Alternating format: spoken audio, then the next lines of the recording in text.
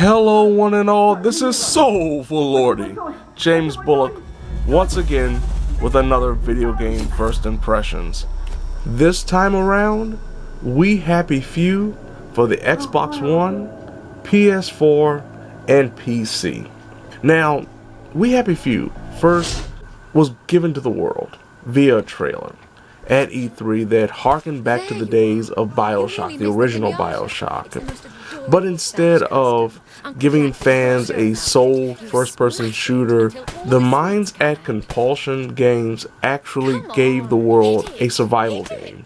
A game that you would take one of the main characters of eventually 3 and put them in this world set in the 1960s in Britain, where Germany has actually won World War II, but they're not Nazis. And America has stayed neutral. It's easily one of the most interesting pieces of the entire game, because as you go throughout the game, which started off as a Kickstarter project that was early access, that now is a full game, you witness the actions, the mindsets, the attempt to forget what really happened before everything really fell apart. Of course, the government has come in and given the world something that can help them learn how to cope with the past, with this pill called Joy. Now, the Joy pill allows for not only the NPCs but also the protagonists themselves via the player to enter a euphoric state where everything around them looks like rainbows and sunshine. It looks like the Wizard of Oz, right when you're about to get on the yellow brick road. Like, that's the world you're surrounded by. And witnessing your character either on Joy or off Joy is one of the most distressing parts of the entire game, because you see the reality of what's going on around you while others can't.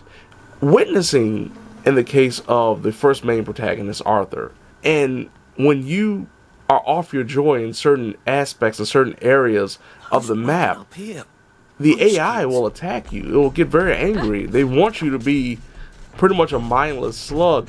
His struggle in trying to find his brother, Percy, is very emotional, very well done. It's made even better by the incredible voice acting across the board. All the characters sound and come across great. They have a wonderful script. I cannot take away just how fun of a story, just how emotionally impactful.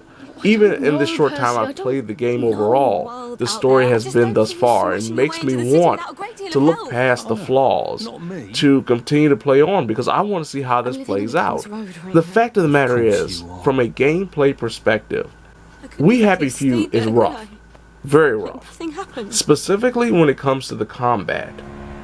Combat in this game, being a first-person perspective game, is really, really loose. It is really unyieldly.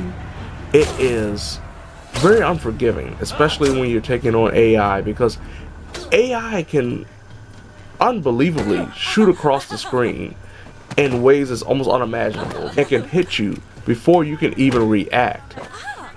Their weapons do a lot of damage, even more so than your own. Even if you use the skill tree to up your power, the AI always has an advantage over you when it comes to strength, no matter what character it is. You will die a lot. When it comes to the aspect of stealth, stealth can be finicky. Sometimes you can grab a person and easily take them down. Sometimes it might not work. Enemies have great detection one time, and then next time you could sneak up right behind them, even bump into them, and it doesn't even bother them. With the early access version, there was more focus on the survival aspect. Arthur or Sally or Ollie, whatever character you're playing as, will suffer from certain things like sleep deprivation, like hunger, like thirst, that don't necessarily kill you, but it will affect your overall stamina. It will affect how well you can fight, your health. And I appreciate that. It's at times annoying, but overall it doesn't feel like it impedes on the overall gameplay. From a technical aspect, I haven't had too many glitches like a lot of people have reported, thankfully. But I've had moments like an enemy was stuck underneath stairs and still could hit me, but I couldn't hit them because I was crouched underneath the boardwalk. Like, that kind of stuff happened, which was annoying but not game breaking. Thankfully, I haven't had that many problems from a technical aspect. Technically, it's not the worst, but it could be a lot better, especially when it comes to the optimization of load times. Going from one section of a city to another will suddenly have a load screen pop up when you don't expect it to. It's sad because I really want to love this game. The art style is incredible. The voice acting is wonderful. The story thus far that I've experienced has been incredible. But the gameplay aspects, the actual physicality, when it comes to combat, when it comes to stealth, even platforming. There, for some reason, there's some platforming sections in this game. Is it a bad game? No. I really believe that this is the type of game you try to rent from GameFly or Redbox or what have you and test it out. Play for about 5 to 6 hours. I think that's a really good point. When you can get to the good part of town, when you get to that part with Arthur and spend about 2 hours in that, doing a couple of missions, that will be a great example of the overall feel of We Happy Few. And if you can enjoy all of that, you will enjoy the entire experience. So there you have it. This has been Soulful Lordy, James Bullock, with another video game first impressions.